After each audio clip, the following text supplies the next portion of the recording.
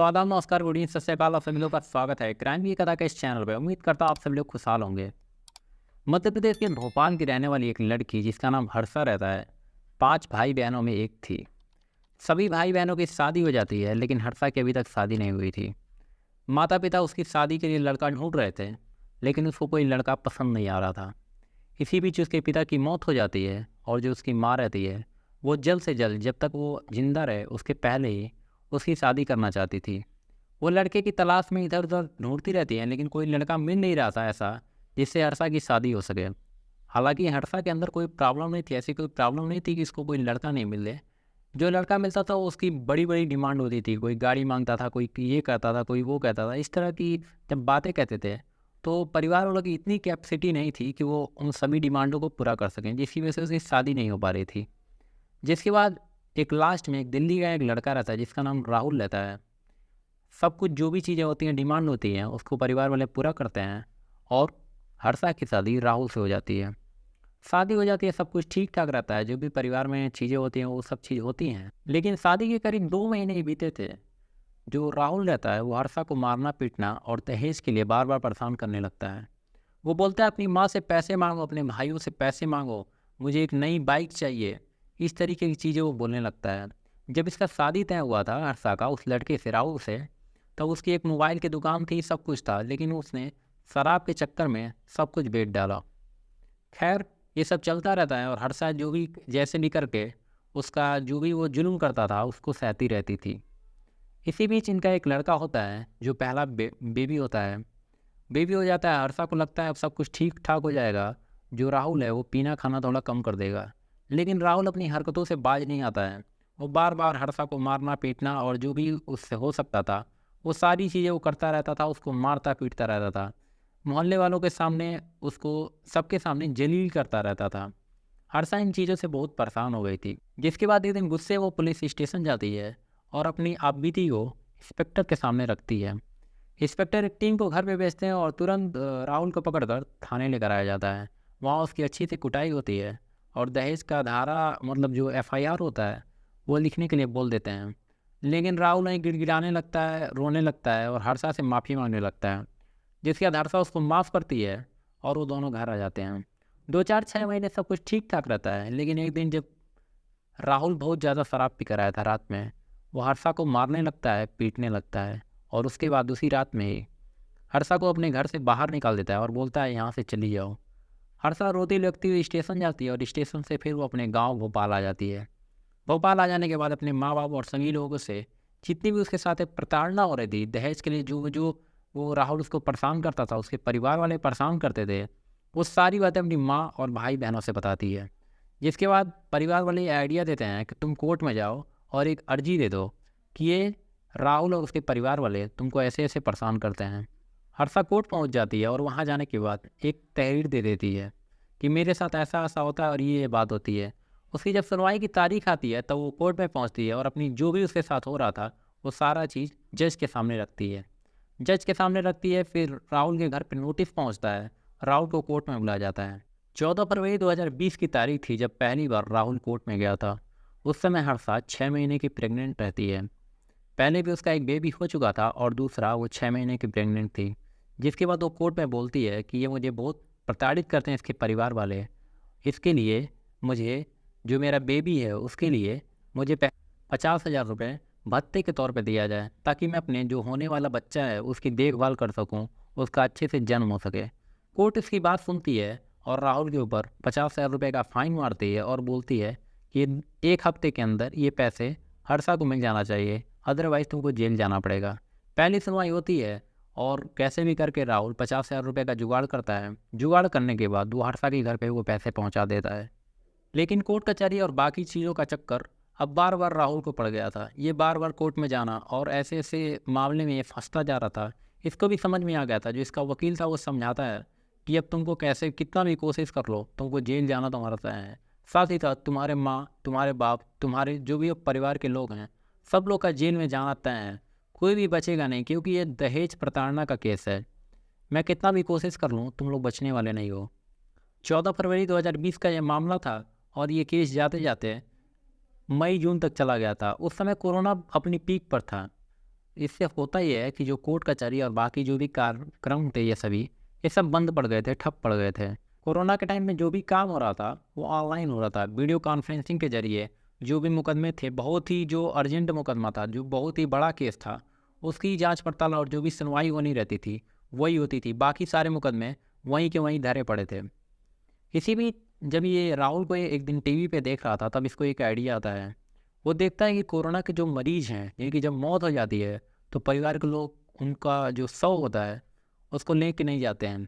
ये डॉक्टर और बाकी लोग ही जो सरकारी कर्मचारी होते हैं वही शव को ठिकाने लगा देते हैं, और उसके बाद जो भी अंतिम संस्कार वाला कार्यक्रम होता है वो सब हो जाता है। परिवार का कोई शख्स नज़दीक नहीं आता है। टीवी पे एक खबर देखने के बाद राहुल को एक आइडिया आता है कि मैं भी इसी तरीके से मुर्दा हो सकता हूँ, जिससे मैं भी बच जाऊँगा और शायद मेरा परिवार भी बच जाए। जिसके लिए वो एक साजिश बुनता है और इस साजिश में अपनी माँ और अपने मामा को साथ में लेता है। राहुल अपने मामा को बोलता है कि आप हर्षा को फ़ोन करिए और फ़ोन करके बोल दीजिए कि राहुल को बहुत ज़्यादा कोरोना हो गया था, उसकी लंग्स जो हैं वो काम करना बंद कर दी थी, जिसके बाद वो मर गया और हम लोग ने उसका अंतिम संस्कार कर दिया। राहुल के मामा ऐसा ही करते हैं, हर्षा के पास फ़ोन करते हैं और जो भी बातें थी वो सारी बातें उसको बताते हैं। हर्षा इनकी बातें सुनने के बाद रोना बिलखना जो भी उसको करना था वो करती है, क्योंकि भले ही उसका मैटर चल रहा था, दहेज प्रताड़ना बाकी चीज़ें चल रही थी, लेकिन उसका तलाक नहीं हुआ था। वो था तो उस समय उसका पति ही था। वो रोती भी लगती है, जो भी कार्यक्रम होना रहता है होता है, क्योंकि कोरोना का समय चल रहा था तो वो भोपाल में थी और ये लोग यहाँ पे दिल्ली में रहते थे, तो आना जाना तो पॉसिबल था नहीं। खैर जो भी परिवार वाले बताते हैं कि मर गया, ये हो गया, वो हो गया और सभी कुछ हो गया, उसी हिसाब से हर्षा को भी ऐसा ही लगता है कि शायद सब कुछ ठीक ठाक ही हो गया होगा। राहुल को मरे हुए अब 2 साल हो गए थे। कैसे भी करके हर्षा अपनी ज़िंदगी को काट रही थी, अपने परिवार वालों के साथ रह रही थी, छोटे मोटे काम करके अपना जीवन का गुजारा कर रही थी। उसका 2 बच्चे हो चुके थे, उन लोगों का भी कैसे कैसे करके गुजारा कर रही थी। इसी बीच अब आती है तारीख मई 2023 की। मई 2023 में हर्षा को ये पता चलता है कि उसके जो जेठ हैं उनकी अचानक से एक्सीडेंटल डेथ हो गई है। जब हर्षा को ये खबर मिलती है तो ये खबर सुनने के बाद, क्योंकि उसने अपने वो जो ससुराल वाले रहते हैं उनसे रिश्ता तो तोड़ा नहीं था, भले उसकी पति की मौत हो गई थी, बातचीत नहीं होती थी, फिर भी वो अपने घर से भोपाल से दिल्ली के लिए निकलती है। दिल्ली के लिए निकलती है और वहाँ पे जो भी कार्यक्रम हो रहा था उसमें शामिल होती है। शोक कार्यक्रम जो होता है वो चल रहा था, उसमें वो शामिल हो, शोक का कार्यक्रम सब कुछ चल रहा था। इसी बीच एक महिला हर्षा के पास आती है और बोलती है कि राहुल से तुम्हारी मुलाकात हुई, कैसी हो तुम, और राहुल कैसा है, उससे मुलाकात हुई कि नहीं। एक बार बोलती है, 2 बार बोलती है, और उसके बाद हर्षा उसको गुस्से में बोलती है कि आप पागल हो गई हैं क्या? जो आदमी 2 साल पहले मर चुका है उसकी बातें आप कर रही हैं, आप बोल रही हैं वो कैसा है, क्या है, बार बार आप बोल रही हैं। हर्षा जब इतना तेज़ से शोर करती है तो आसपास के कई लोग और भी सुनते हैं, और ये सुनने के बाद उस महिला को इशारा करते हैं, मतलब शांत हो रहने के लिए इशारा करते हैं। खैर महिला चुपचाप वहाँ से निकल जाती है। निकलने के बाद लेकिन हर्षा के मन में ये घूमने लगता है कि ये महिला ऐसा क्यों बोल रही थी, क्या मेरे साथ कोई फ्रॉड हुआ है, क्या मेरे साथ कोई धोखा हुआ है। फिर वो सारी बातें सोचने लगती है जो राहुल के मामा ने फ़ोन करके बताया था कि राहुल की तबीयत अचानक से ख़राब हो गई है और वो उसको कोरोना हो गया है। कोरोना हो जाने के बाद हम लोग ने वो उसकी डेथ हो गई है, डेथ होने के बाद हम लोगों ने उसका अंतिम संस्कार कर दिया। मैं उस समय वहाँ पे आ भी नहीं पाई थी। ये सारी बातें उसके दिमाग में घूमने लगती है, जिसके बाद वो गुस्से में ही अपनी सास के पास जाती है। सास के पास जाने के बाद वो बोलती है कि राहुल की मौत का सच क्या है, मुझे बताओ, नहीं तो यहाँ पे पुलिस को बुला दूँगी। जब सास ये बात सुनती है तो वो डर जाती है, और डर जाने के बाद एक ऐसा शख्स उसके सामने आता है जो 2 साल पहले मर चुका था। जिसके बाद 2 साल से मुर्दा पड़ा राहुल हर्षा के सामने आता है और एक ऐसी कहानी बताता है जिसे सुनने के बाद हर्षा के होश उड़ जाते हैं। राहुल बताता है कि दहेज उत्पीड़न का जब तुमने केस कर दिया, इसी बीच मैं सोशल मीडिया पे पबजी खेलने लगा था। पबजी खेलता था, इंटरनेट पे पबजी खेलता था, और इसी बीच मेरी एक लड़की से मुलाकात होती है। लड़की का नाम था कोमल। कोमल भी शादीशुदा थी, मैं भी शादीशुदा था।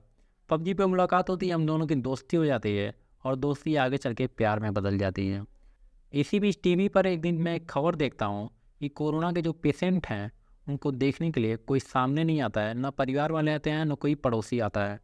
मेरे मन में एक आइडिया आ गया था कि अब मुझे इसी कोरोना में गायब होना है, जिसके लिए मैं अपनी माँ और मामा को साथ में लेता हूँ, और इन दोनों को साथ में लेने के बाद मैं एक प्लानिंग करता हूँ कि कैसे भी करके मैं तुमसे भी छुटकारा पाऊंगा और कोमल के साथ एक नई ज़िंदगी बसाऊंगा। उसके बाद मामा से कह के तुमको फ़ोन करवाता हूँ और फ़ोन करवाने के बाद अपनी मौत का षड्यंत्र रचता हूँ और दूसरी तरफ कोमल से मेरी नज़दीकियाँ तो पहले ही बढ़ चुकी थी। नज़दीकियाँ बढ़ जाती हैं और उसके कुछ महीने बाद ही हम दोनों की शादी हो जाती है। अभी हम दोनों के एक बच्चा भी है। हर्षा जब इतनी बातें सुनती है तो हैरान हो गई थी, परेशान हो गई थी। जिसके बाद वो भागते भागते पुलिस स्टेशन जाती है और जितनी भी बातें उसने देखी थी, जितनी बातें उसने सुनी थी, सारी बातें वहाँ के इंस्पेक्टर साहब को बताती है। इंस्पेक्टर साहब एक टीम को उसके घर पे भेजते हैं, लेकिन जब तक पुलिस की टीम घर पे आती है उसके पहले ही राहुल और कोमल 9-2-11 हो चुके थे। 10-15 दिन तक उनको पुलिस की टीम इधर उधर ढूंढती रहती है। ये जो खबर है पूरी सोशल मीडिया और बाकी जगह छाने लगती है। जब इधर उधर काफ़ी जगह ढूंढा जाता है तब इन दोनों को नई दिल्ली के किराए के मकान से थाने लेकर आया जाता है। एक मुखबिर खबर देता है कि यहाँ पे ऐसे 2 संदिग्ध लोग छुपे हुए हैं। जिसके बाद पुलिस की टीम वहाँ ढाबा बोलती है और इन दोनों को पकड़ के थाने लेकर आती है। थाने लेकर आने के बाद वो सारी बातों की पुष्टि होती है जो हर्षा ने पुलिस वालों को बताई थी। खैर, सारी बातें सुनने के बाद पुलिस वाले राहुल को गिरफ्तार करके जेल भेज देते हैं। मुकदमे का ट्रायल अभी कोर्ट में चल रहा है। जैसा भी इस केस में अपडेट आएगा मैं आपको इस चैनल के माध्यम से ज़रूर बताऊंगा। तो ये थी आज की कहानी। आशा है आपको कहानी पसंद आई होगी। अगर कहानी पसंद आई हो तो चैनल को सब्सक्राइब करके बेल आइकन जरूर दबाएं। आज के लिए बस इतना ही। बहुत बहुत धन्यवाद।